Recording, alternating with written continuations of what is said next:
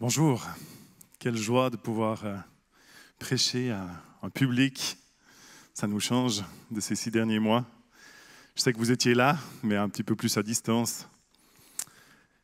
Je suis vraiment encouragé ce matin. J'aime préparer un message, écouter Dieu, mais je trouve encore plus beau quand la présidence, les témoignages vont dans le même sens et de se dire mais Dieu est en train de construire quelque chose. Ce n'était pas juste mon idée, mais c'était son idée. Et notre désir, c'est vraiment de pouvoir faire ce que Dieu nous demande. Alors merci Jean-Mi pour ton introduction. J'aimerais commencer avec une lecture dans Matthieu 5, les versets 13 à 16. C'est Jésus qui parle dans les béatitudes. Il dit, vous êtes le sel de la terre, mais si le sel perd sa saveur, avec quoi lui la rendra-t-on? Il ne sert plus qu'à être jeté dehors et piétiné par les hommes. Vous êtes la lumière du monde. Une ville située sur une montagne ne peut pas être cachée. Et on n'allume pas non plus une lampe pour la mettre sous un seau. Mais on la met sur un support et elle éclaire tous ceux qui sont dans la maison. Que de la même manière votre lumière brille devant les hommes, afin qu'ils voient votre belle manière d'agir et qu'ainsi ils célèbrent la gloire de votre Père céleste. J'aimerais vraiment nous encourager ce matin. On est appelés à être des lumières. Jean-Mi l'a dit dans son moment où il a prophétisé, et il a dit on est appelé à briller. Et oui, dans ce monde, on est appelé à être ces lumières, on est appelé à briller. Chacun d'entre nous, Dieu nous appelle. Ce que j'aime dans cette image de Jésus, du sel ou de la lumière, c'est que quand vous mettez du sel dans un plat ou que vous allumez une lumière dans un endroit qui est obscur, l'atmosphère change. Le sel change le goût. Il y a une réelle influence d'une lumière et du sel. Et ce matin, je vais m'arrêter un peu plus sur la lumière, parce que la fin de ce texte, c'est vraiment qu'on est appelé à briller.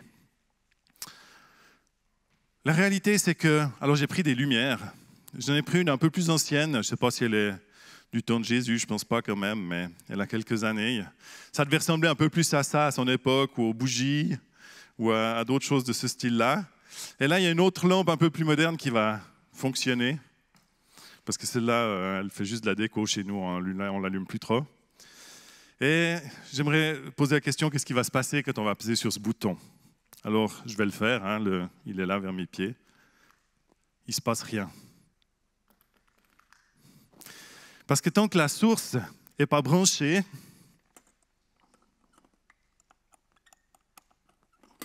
pas de lumière. Et la question que j'ai envie de vous poser ce matin, c'est quelle est la source pour que ta lumière brille? Vous savez, on a été créé pour être en relation. On a été créé pas pour vivre tout seul et se suffire à nous-mêmes, mais Dieu nous a créés pour qu'on soit en relation avec lui. C'est toute l'histoire de la création de l'humanité, son désir que nous puissions être en relation avec lui. Et du coup, on n'est pas suffisant à nous-mêmes. On a besoin d'une source extérieure qui nous nourrit. Le problème, c'est qu'aujourd'hui, dans ce monde, il y a énormément de sources extérieures. Il n'y en a pas qu'une. Et notre défi, si on veut briller, c'est d'être connecté à la bonne source. Les mauvaises sources, ça pourrait être tout ce qui se raconte aujourd'hui sur ce qu'on est en train de vivre dans ce monde. Alors, je ne suis pas là pour prendre parti entre ce que les politiciens disent, ce que les journalistes disent, ce que vous pouvez trouver sur les réseaux sociaux, la meilleure théorie du complot. Je pense que le problème, il n'est pas d'avoir une position claire. Le problème, il est de dire, mais qu'est-ce qui nourrit ma vie? Qu'est-ce qui fait une réelle différence pour que je puisse briller dans ce monde?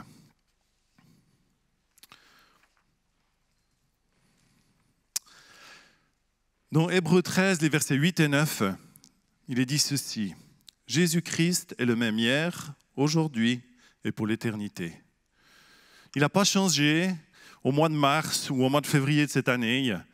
En lien avec les circonstances, Jésus reste le même. Et ce texte continue en disant « Ne vous laissez pas entraîner par toutes sortes de doctrines étrangères. Il est bon en effet que le cœur soit affermi par la grâce et non par des aliments qui n'ont été d'aucun profit à ceux qui s'en sont fait une règle. » Et aujourd'hui, on a un réel danger dans notre monde de se laisser influencer par tous les courants de pensée. Et il y en a tellement. Vous savez, comme la plupart d'entre vous, j'ai un téléphone.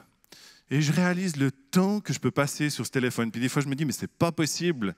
Le temps que je perds à regarder les infos, des fois 3 fois par jour, 4 fois par jour, parce que je suis pas parfait. Tout d'un après, il y a les réseaux sociaux. Alors, j'ai essayé de limiter un peu, mais il y a quand même toujours une info intéressante. Et de me dire, mais finalement, c'est quoi qui me nourrit? Est-ce que c'est tout ce que je peux lire partout? Ou bien est-ce que réellement, ce qui fait la différence, c'est ce qu'il y a dans la parole de Dieu? C'est cette relation que j'ai avec Dieu. J'ai trouvé intéressant de lire une étude qui nous prouve qu'on est créé pour avoir quelque chose d'extérieur qui nous influence. Et cette étude, elle dit qu'on peut vivre une addiction émotionnelle. Le fait de savoir ce qui se passe, de savoir, il y a beaucoup de choses plutôt négatives dans notre monde. Si vous allez sur les médias, en général, le choix entre les bonnes nouvelles et puis les mauvaises, il faut chercher la bonne. Il y en a de temps en temps une, mais c'est plutôt rare. Et en général, il y a toutes les catastrophes. Et cette étude, elle prouve qu'on peut devenir addict émotionnellement à ce besoin de mauvaises nouvelles. Ça nourrit quelque chose en nous qui s'accroche à ça. Et finalement, ça devient un style de vie que d'aller sur nos téléphones ou dans les journaux ou pour avoir besoin des mauvaises nouvelles. Mais je crois que Dieu a quelque chose d'autre à nous offrir. Dieu a une autre source pour nous. Paul va dire aux Philippiens, dans Philippiens 4, les versets 8 et 9, « Frères et sœurs, portez vos pensées sur tout ce qui est vrai, tout ce qui est honorable, tout ce qui est juste, tout ce qui est pur, tout ce qui est digne d'être aimé, tout ce qui mérite l'approbation, ce qui est synonyme de qualité morale, ce qui est digne de louange. Ce que vous avez appris, reçu et entendu de moi, et ce que vous avez vu en moi, mettez-le en pratique, et le Dieu de la paix sera avec vous. » Paul, il parle ici à des croyants dans une période qui n'était pas vraiment favorable. Quand Paul a écrit l'épître aux Philippiens, c'était l'an 64-65, ce n'est pas très précis. Et c'était la période de l'empereur Néron sur l'Empire romain.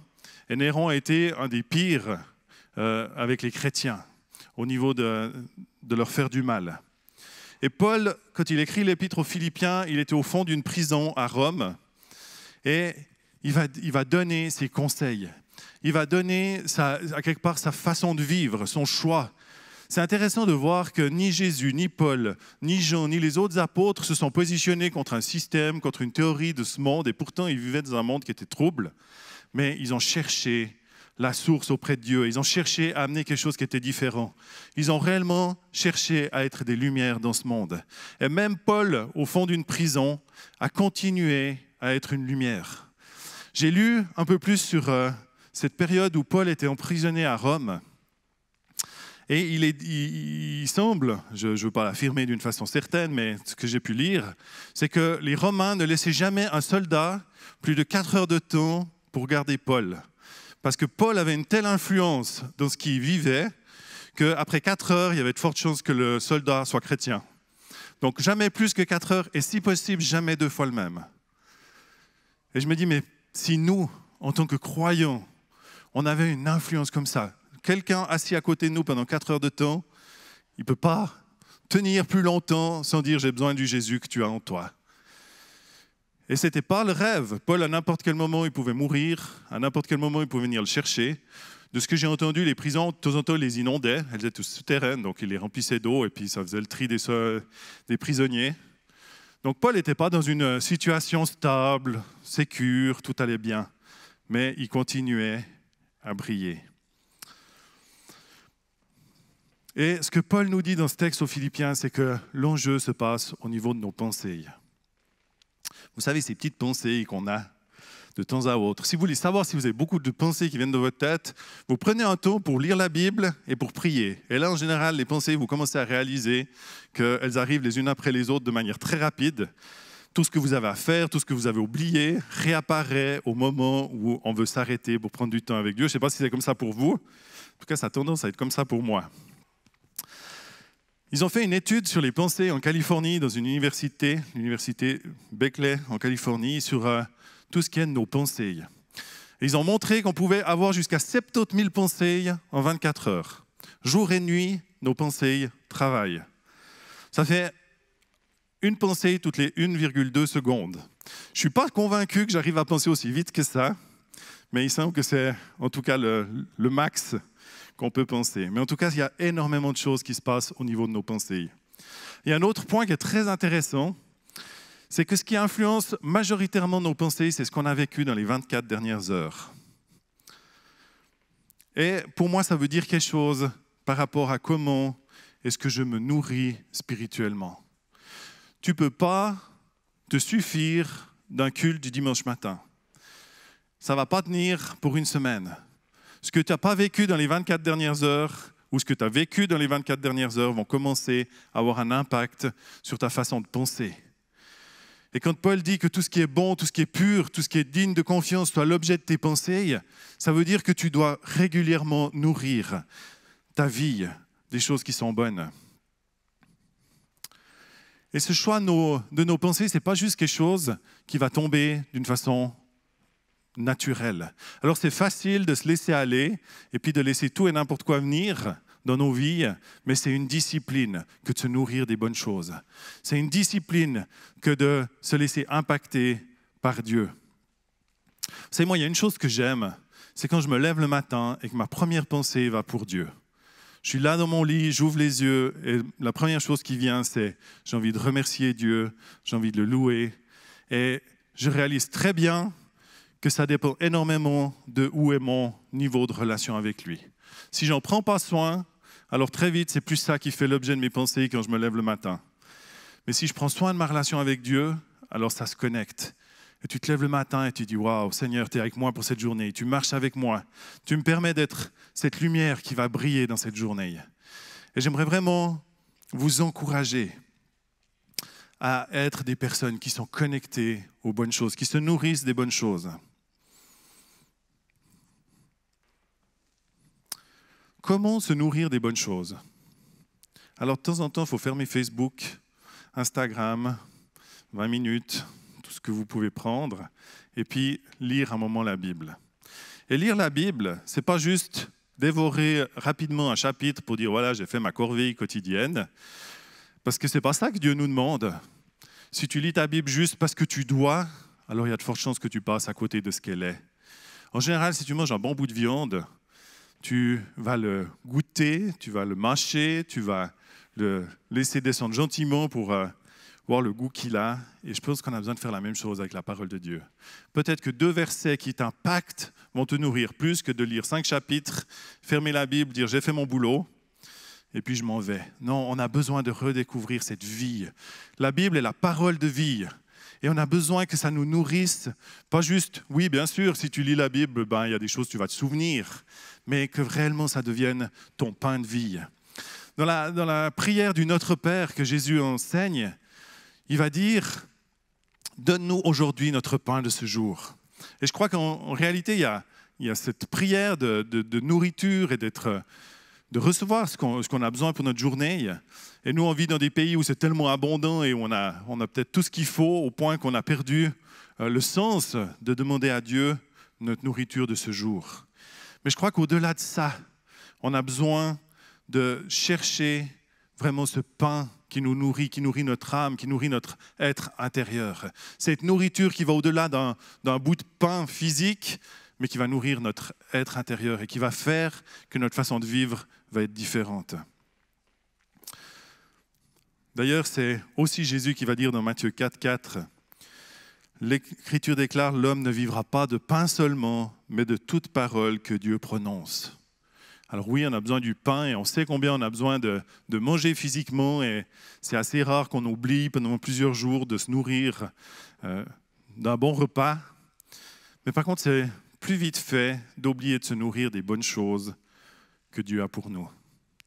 Le problème, c'est que quand tu ne nourris pas des bonnes choses que Dieu a pour toi, tu te nourris quand même. C'est juste un peu moins bon et ça risque juste de t'édifier un peu moins. Et la lumière risque de diminuer dans ta vie. Donc on a besoin de la parole de Dieu et on a besoin d'une relation avec Dieu. La parole de Dieu sans relation, c'est une lettre. Elle dit, même dit dans la parole que la lettre tue.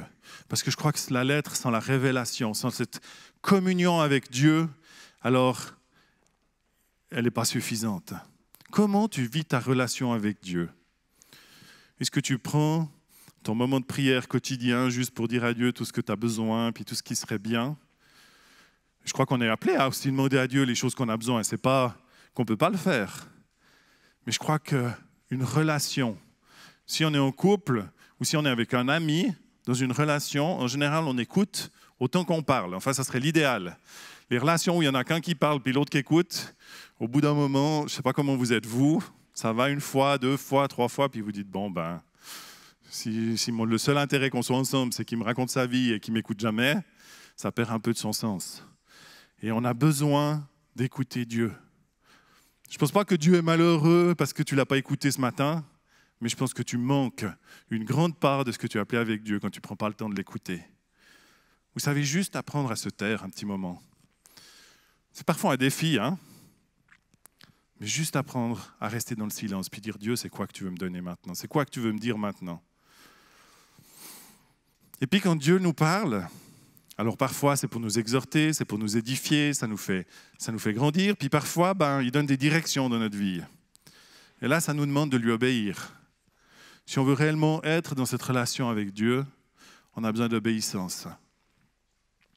On a aussi besoin de la louange, de rendre gloire à Dieu pour qui il est. Vous savez, ça nous rappelle, on est fils et filles de Dieu. Et on a besoin de se rappeler qui c'est notre Père, à qui on est connecté. On a besoin de le remettre à sa juste place.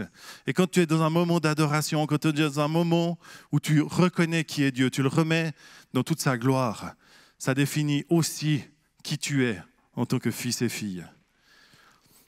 Et un autre point qui est réellement important de notre relation avec Dieu, c'est la reconnaissance. Juste arrête-toi de temps en temps et regarde tout ce que Dieu a fait pour toi. Il y a ce vieux chant qui disait « Compte les bienfaits de Dieu. Mets-les tous devant tes yeux et tu verras. » En l'adorant, combien ses bienfaits sont grands. Je crois que ça va à peu près comme ça. Hein. Je ne vais pas le chanter, mais c'est à peu près comme ça. Et je crois que de temps en temps, on a besoin de s'arrêter et de dire « Seigneur, qu'est-ce que tu as fait ?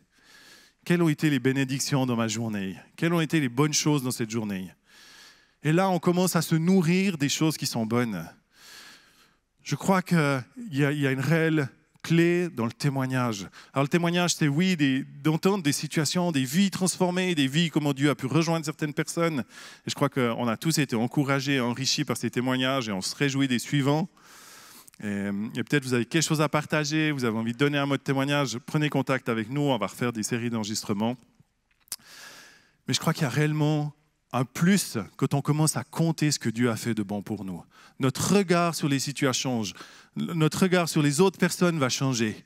On va commencer à voir l'autre comme une bénédiction pour nos vies. Et je crois que quand on commence à se nourrir des bonnes choses, notre lampe va briller. Et comme Jean-Michel l'a dit au début, on est appelé à être témoin dans ce monde. Chacun d'entre nous, on a quelque chose à donner. Et la lumière, le moment idéal, c'est quand c'est sombre. Aujourd'hui, j'ai allumé ma lumière là devant pour que vous la voyez, mais ça n'a pas vraiment changé l'atmosphère dans ce lieu. Maintenant, ça serait nuit noire ici, et on allume cette lumière. Et waouh, ça change. Est-ce que là où tu arrives, l'atmosphère change? Je ne suis pas en train de poser une question pour juger qui que ce soit. Mais j'ai envie de nous encourager à être des personnes qui vont changer l'atmosphère. À l'époque, on avait entendu cette comparaison entre un thermomètre et un thermostat. Est-ce qu'on est thermomètre dans ce temps, dans cette génération, où on a les mêmes informations que les autres et puis on peut plus ou moins dire où est le niveau de température de la situation?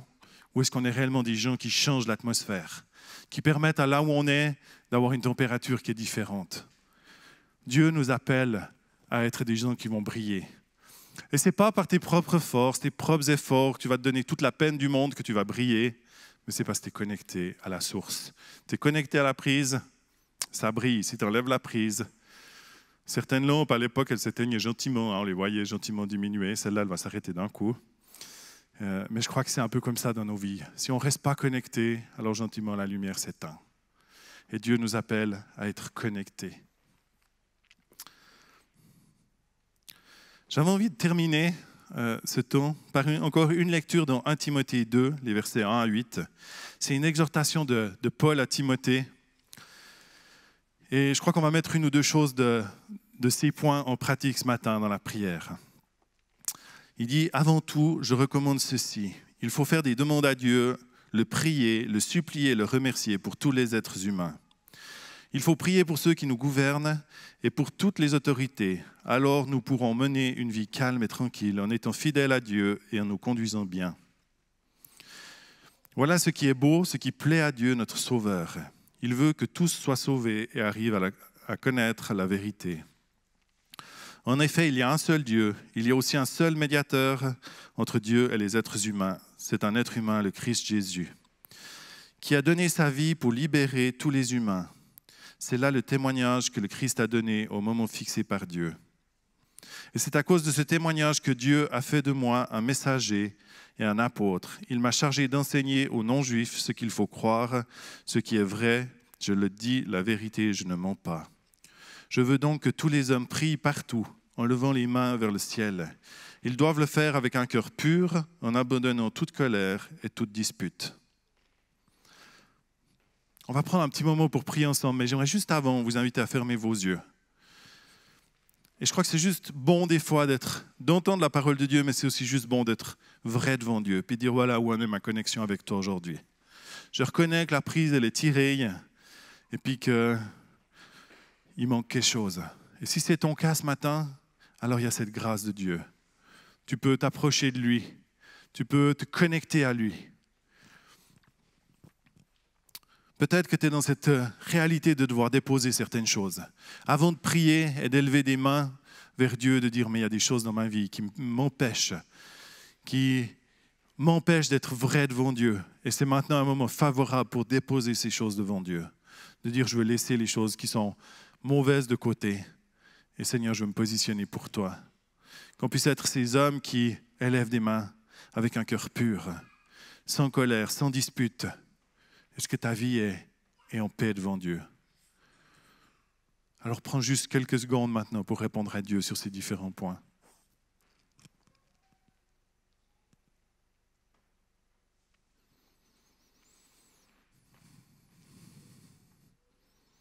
Seigneur, merci pour ta grâce.